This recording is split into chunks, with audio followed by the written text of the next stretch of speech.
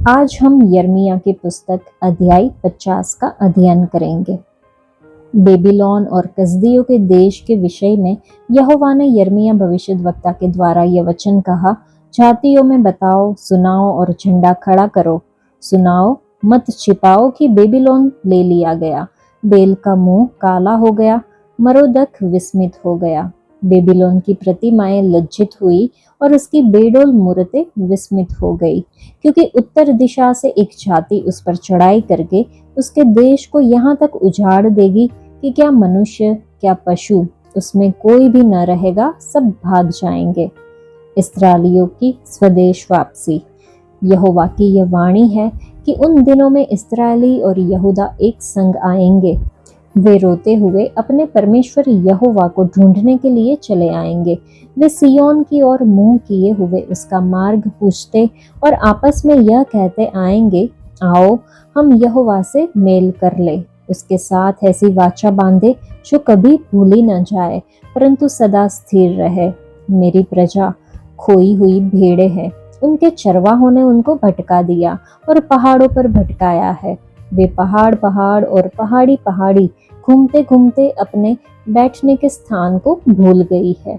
जितनों ने उन्हें पाया वे उनको खा गए और उनके सताने वालों ने कहा, इसमें हमारा कुछ दोष नहीं, क्योंकि उन्होंने यहोवा के विरुद्ध पाप किया है, जो धर्म का आधार है और उनके पूर्वजों का आश्रय था। बेबीलोन के बीच में से भागो, कसदियों के देश से निकल आओ। जैसे बकरे अपने झुंड के अगुवे होते हैं, वैसे ही बनो, क्योंकि देखो मैं उत्तर के देश से बड़ी जातियों को उभार कर उनकी मंडली बेबीलोन पर चढ़ा ले आऊंगा और वे उसके विरुद्ध पांति बांधेंगे और उसी दिशा से वह ले लिया जाएगा। उनके तीर चतुर वीर कैसे होंगे, उनमें से कोई अकारथ न जाएगा। कसदियों का देश ऐसा लूटेगा कि सब लूटने वालों का पेट भर जाएगा। यहोवा की यह वाणी है। बेबीलोन का पतन। हे मेरे भाग के लूटने वालों, तुम जो मेरी प्रजा पर आनंद करते और फुले नहीं समाते हो और घास चरने वाली बछिया के समान उछलते और बलवंत घोड़ों के समान हिनहिनाते हो, तुम्हारी माता अत्यंत लज्जित होगी और तुम्हारी जननी का मुंह काला होगा, क्योंकि वह सब जातियों में नीच होगी।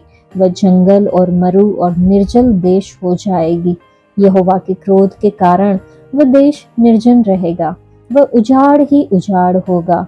जो कोई बेबीलोन के पास से चलेगा वह चकित होगा और उसके सब दुख देखकर ताली बजाएगा।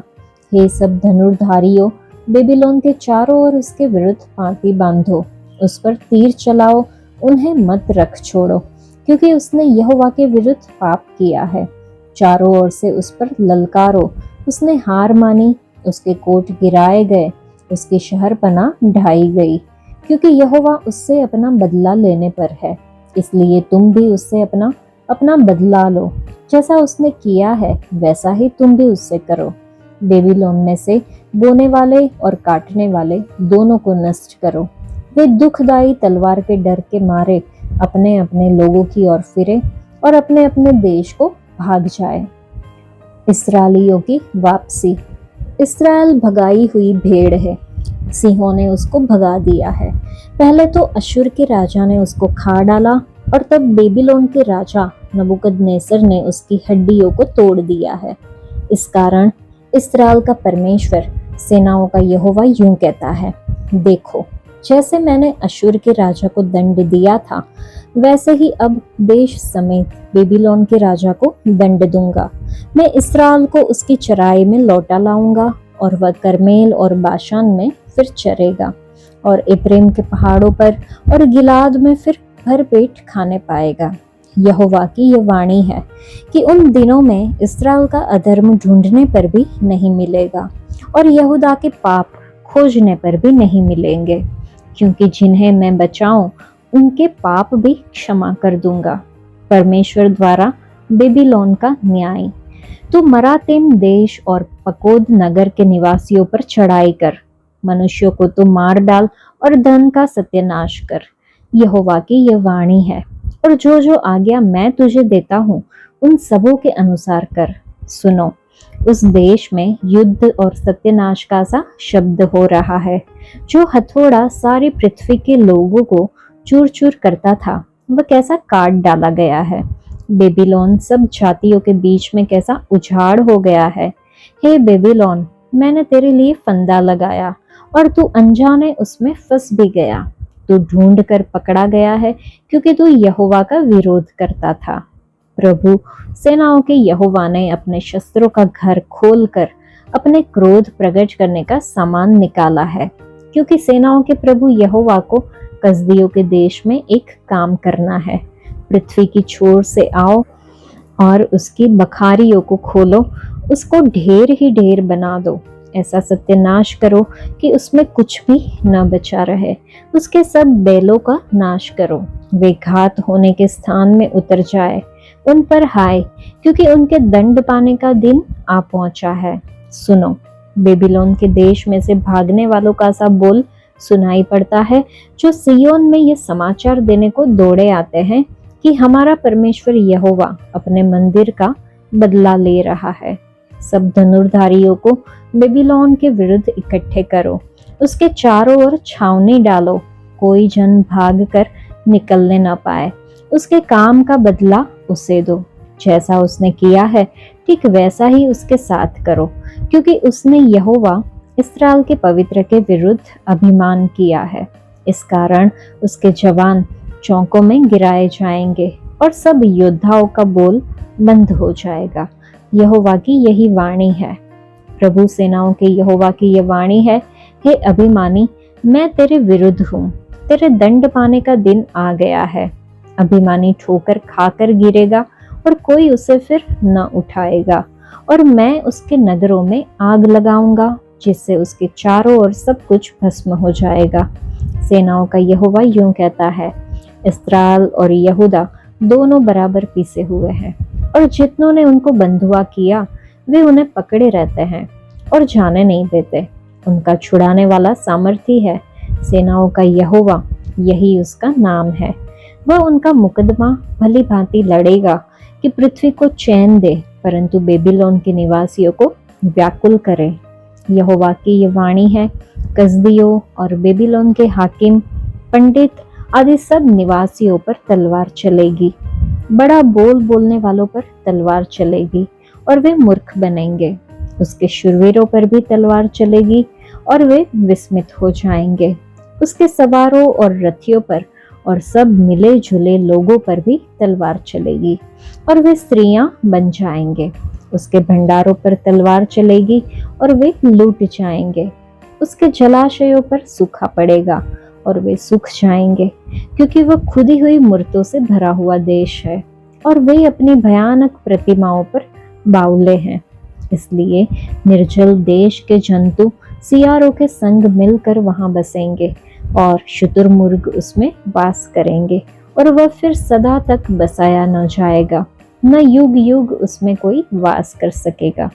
यहोवा की यह वाणी है कि सदोम और अमोरा और उनके आसपास के नगरों की जैसी दशा उस समय हुई थी जब परमेश्वर ने उनको उलट दिया था, वैसी ही दशा बेबीलोन की भी होगी, यहाँ तक कि कोई मनुष्य उसमें न रह सकेगा और न कोई आदमी उसमें टिकेगा। सुनो, उत्तर दिशा से एक देश के लोग आते हैं और पृथ्वी की छोर से एक बड़ी जाति और बहुत से राजा उठकर चढ़ाई करेंगे। वे धनुष और बर्छी पकड़े हुए हैं, वे क्रूर और निर्दयी है। वे समुद्र के समान गरजेंगे और घोड़ों पर चढ़े हुए तुझ बेबीलोन की बेटी के विरुद्ध पांति बांधे हुए युद्ध करने वालों के समान आएंगे। उनका समाचार सुनते ही बेबीलोन के राजा के हाथ पांव ढीले पड़ गए और उसको चच्चा खिसी पीड़ाए उठी। सुनो, वह सिंह के समान आएगा जो यर्दन के आसपास के घने जंगल से निकलकर दृढ़ भेड़शाला पर चढ़े, परंतु मैं उनको उसके सामने से झट भगा दूंगा। तब जिसको मैं चुन लूं उसी को उन पर अधिकारी ठहराऊंगा। देखो, मेरे तुल्य कौन है? कौन मुझ पर मुकदमा चलाएगा? वह चरवाहा कहाँ है जो मेरा सामना कर सकेगा? इसलिए सुनो कि यहोवा ने बेबीलोन के विरुद्ध क्या युक्ति की है और कसदियों के देश के विरुद्ध कौन सी कल्पना की है। निश्चय वह भेड़ बकरियों के बच्चों को घसीट ले जाएगा, निश्चय वह उनकी चराइयों को भेड़ बकरियों से खाली कर देगा। बेबीलोन के लूट लिए जाने के शब्द से पृथ्वी कांप उठी है और उसकी चिल्लाहट जातियों में सुनाई पड़ती है। इस अध्याय में बाबुल के पतन के बारे में है। एक नई शक्ति के उदय की भविष्यवाणी की गई है।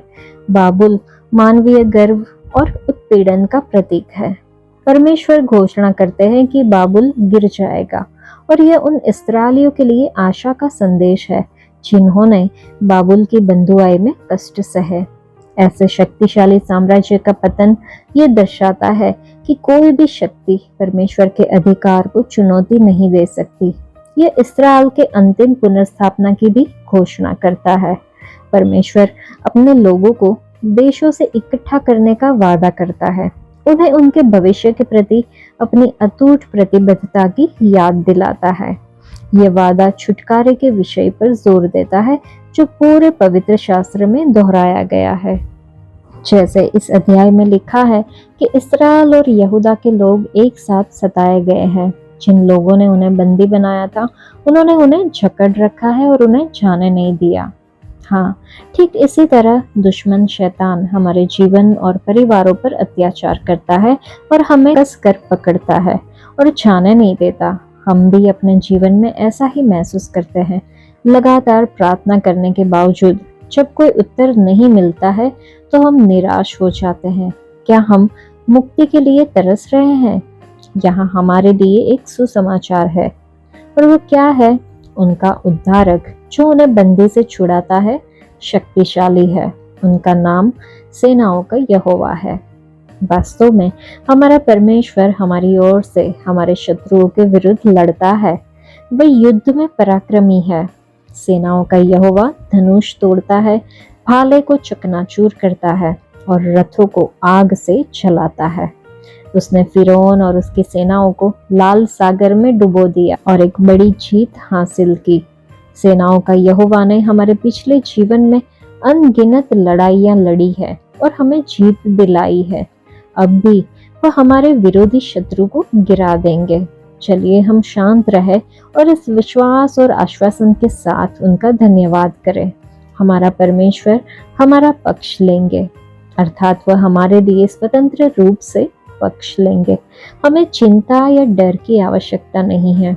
सेनाओं का यहोवा हमारे लिए पक्ष रखेंगे। चाहे बेबीलोन की शक्ति हमें या हमारे परिवार को कसकर पकड़े, जाने से मना करे, शक्तिशाली सेनाओं का यहोवा लड़ेगा और हमारा पक्ष लेगा।